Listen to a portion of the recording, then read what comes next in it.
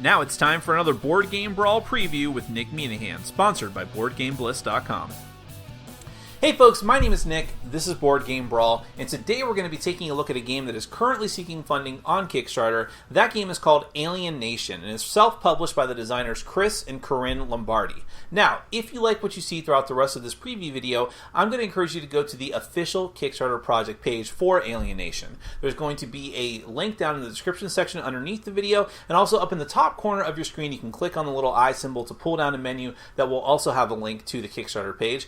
Go there, find out more information, and hopefully consider backing the project. Now, Alienation is a game where players are taking control of intergalactic real estate developers who are trying to build up their little corner of the universe. You have a sun that has different planets around it that you're going to populate with different alien species. The way that this all works, mechanically speaking, is through card drafting. So you're going to draft these different alien cards and try to put them into either your solar system or your opponent's solar system so that you can score points or hopefully saddle your opponent with negative points. Let me go ahead and give you a brief look at how the game is played with a prototype version of the game. So some of the cards that you're going to see here don't have final artwork, and some things may change. There's no scoreboard quite yet, but do note that all of these things are going to be present in the final version of the game, and you can find out more details about that on the Kickstarter project page. So let me go ahead and give you that brief overview, then we're going to come back. I'll give you my final thoughts.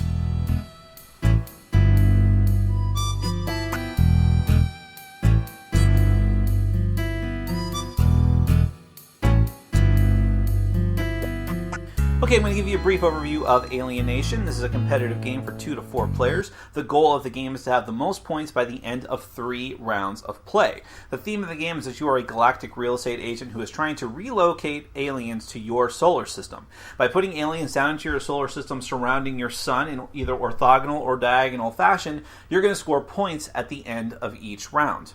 So before we go into the different alien cards and what they do, let me just give you a run through of how the game's turn-to-turn gameplay is actually going to work. So at the beginning of the game, each player is going to get a hand of 9 cards. You're going to shuffle up the Alienation cards, then deal 9 out to each player. And by the way, I'm going to get to these 3 cards here at the end of the overview. That's something different. That's an advanced variant that you can use or not use, but we'll put that off to the side for now. So every player is going to have their hand of 9 cards, and then you're going to draft them. This is just a simple draft where every player is going to look at their hand of 9 cards that they were randomly given, put one face down in front of them, and then pass the other 8 cards to the next player in clockwise order. You're going to keep doing this again and again, taking a new hand of cards from the player to your right each time and picking a card until you have a brand new hand of 9 cards that you're going to use to actually play afterwards. So once everyone's done with the draft, then you're going to go into normal turn rotation. You'll choose someone to go first. The rules recommend the friendliest player. And then on your turn, you have 2 actions that you may take, and you're going to take one of those 2 actions. Either you're going to play one of your alien cards down into your solar system, or you're going to do it into another player's solar system. Either way, the rules are the same. You'll have your sun card in front of you, and you're going to place that alien either orthogonally adjacent to the sun or diagonally adjacent to the sun.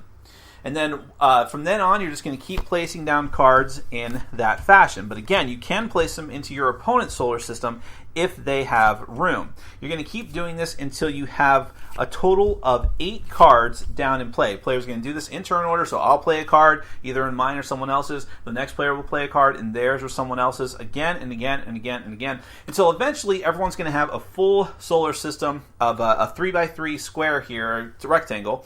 And then you're going to have 1 card remaining in hand. You just discard that card into the discard pile. That card is not going to be used, and you'll know that ahead of time. So once you get to this point, it's time to do scoring. And here's where I'll go ahead and mention that because this is a prototype version of the game, there is actually going to be a scoreboard in the final version. I just don't have that for this prototype, but you will have something to keep track of everyone's scores. So here's how all that is going to work. You're going to take a look at your solar system, and you're going to look at the actual aliens that you have in that solar system, and based on each of their different special point scoring abilities, you're going to gain a certain amount of points, which you'll keep track of. Actually, before we get to that, let me mention that as you may be able to tell here, there are different numbers of aliens on each of the different types of cards. So you see here's a 1 friendly card, but then here's a 3 friendly card. So those numbers of actual aliens on the cards are just as important, whereas this card only has 2 meanings. So you have 1, 2, or 3 aliens depicted on each card. Now, friendlies are the easiest ones to keep track of for scoring because very simply, every friendly that you have in your system counts as 1 point. So here, this card is going to give me 3 points, and just by coincidence, the way I have my allotment here is that I have 2 other friendlies, so that's going to be a total of 5 points just for having those friendlies. Meanies, on the other hand, are a bit different. You do not want to have meanies. Every meanie that you have in your system at the end of the round is going to count as negative 1 point. However, and for that reason, you want to send them over to your opponent's system. But the danger in sending too many meanies over to someone else's system, if all the other players are doing that to one particular person, is that whoever has the most meanies in their system, or has more than everyone else, is going to gain half a point for each meanie that they have. So it's not as good as having friendlies, for instance, but at least it's something. Rowdies are a hard-partying alien race, and whoever has the most of them at the end of the round is going to score 5 points. If you're playing in a 4-player game, then whoever is in second place for most rowdies is going to get 2 points as a consolation prize. Now, rowdies are sort of antithetical to another race, which we're going to skip down here to take a look at, the sleepies. The sleepies do not like it when the rowdies are in the same solar system. Sleepies normally, just like friendlies, score you 1 point for each of them that you have. However, if they are ever orthogonally adjacent to a rowdy, they score 0 points. Diagonal is fine, but not orthogonal. Now we're going to skip back up to the Matchies. This is another alien creature, and this is actually a perfect Matchies card because it has an even number of Matchies on it. And that's the whole point of them and how they score. At the end of the round, if total in your solar system you have an even number of Matchies because they like to pair up, you're going to score 5 points. But if you have an odd number of Matchies total, no matter how many you have, you're going to score 0 points. So this is where it can be pretty dangerous. If opponents see that you're about to score a bunch of points, they may give you an odd number of Matchies just to keep you from doing that. And finally, let's talk about the Sunnies. The Sunnies are a bit strange compared to all of the other aliens because you're not going to score the points for them right away. In the final version of the game, along with the scoreboard, you're also going to have a space to keep track of how many Sunnies all the different players accumulate each round of the game. So if this was the only Sunny I ended up with in my system, if this was an actual game, I'd have 3, and I'd keep track of that on the scoreboard. At the end of all 3 rounds of gameplay, whoever had the most Sunnies total over 3 rounds of play is going to score 6 points. And again, just like with the Rowdies, if you're in a 4-player game, whoever is in second place for that is going to score 3 points. And so, that's it. That's how you score. You're going to do this 3 times. So at the end of this round, you're going to clear out all of the cards that you have in each player's solar system. They're going to be reshuffled and redistributed out to each player. And now what you're going to do is when you do the draft for the next round, you're going to pass them to your right instead, counterclockwise. And then for the third round, you go back to doing clockwise. But the play order is still going to go clockwise. And in fact, after the first round, the start player for the next round is going to be whoever finished their solar system first in the previous round.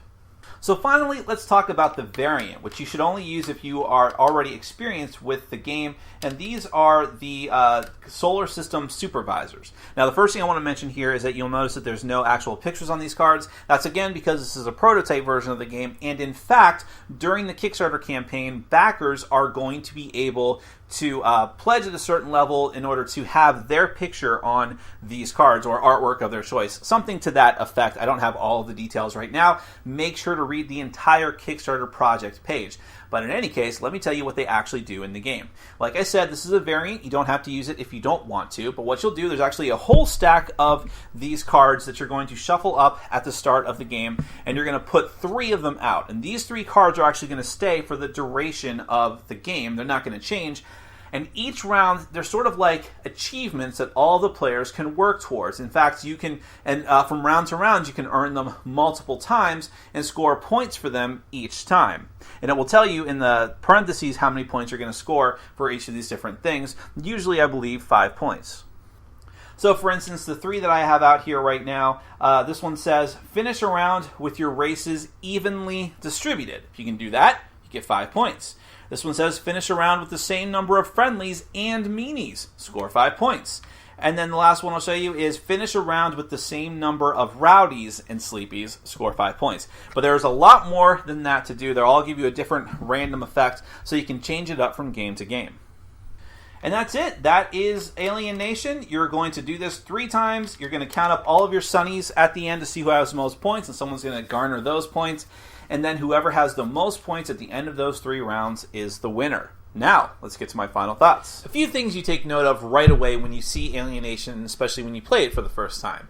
It's got this very family-friendly theme that's very cute, but also appeals to pretty much anyone. You're trying to match up all these different aliens. The artwork of the game really brings out that cute theme and really makes it more appealing to everyone. It's visually an attractive game. You're trying to match up all these different aliens, and thematically it makes a lot of sense because the matchies want to be together, and if there's an odd man out or odd alien out, they're going to feel bad, so you don't get as many points. The friendlies are just there. They can be friendly with anyone, so it doesn't matter. They're going to be points for you, whereas the meanies can drag down the entire solar system, unless there's a lot of meanies there, in which case they sort of buff each other up, and they're like, yeah, okay, I guess it's not so bad here, at least we have each other. That type of thing. There's a lot of that in the game, that the sleepies being next to the rowdies and so on, that really brings out the theme of the game. So despite the fact that it is a simple card game, there's a lot of theme there for people to latch on to, and again, it is really, really enhanced by the artwork of the game, which more and more is going to come out as the Kickstarter project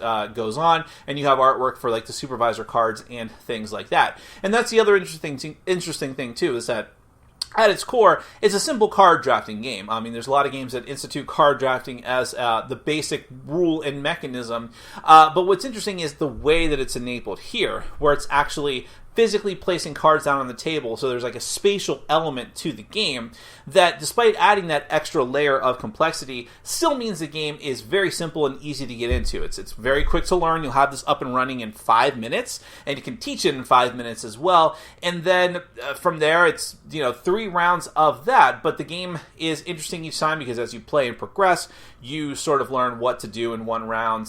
From what happened in one round, you take that into the next round. So by the end of your first play, you and the other players can feel like you're very experienced with the game.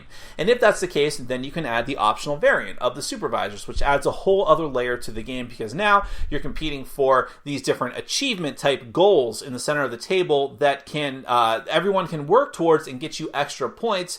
But should you focus on that, or should you focus on the actual point scoring of the different aliens?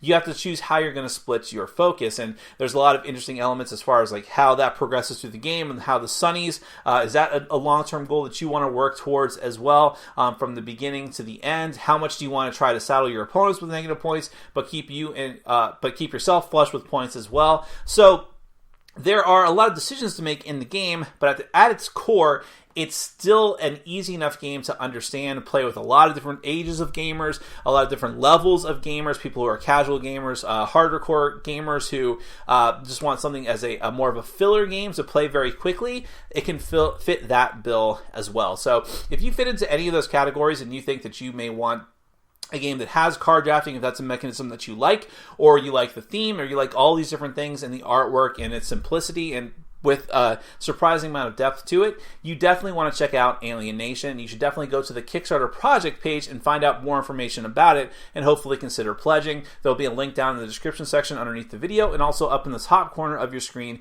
You can click on one of those links, go to the Kickstarter project page. You don't have to take my word for it. Find out for yourself if the game is going to be right for you. That is Alienation, self-published by designers Chris and Corinne Lombardi. Thank you so much for watching. Take care. Thanks for watching. Follow us on Facebook, Twitter, and Patreon. And make sure to check out our sponsor, Board Game Bliss, where you can find an amazing selection of games from around the world. BoardGameBliss.com. Thanks for your support.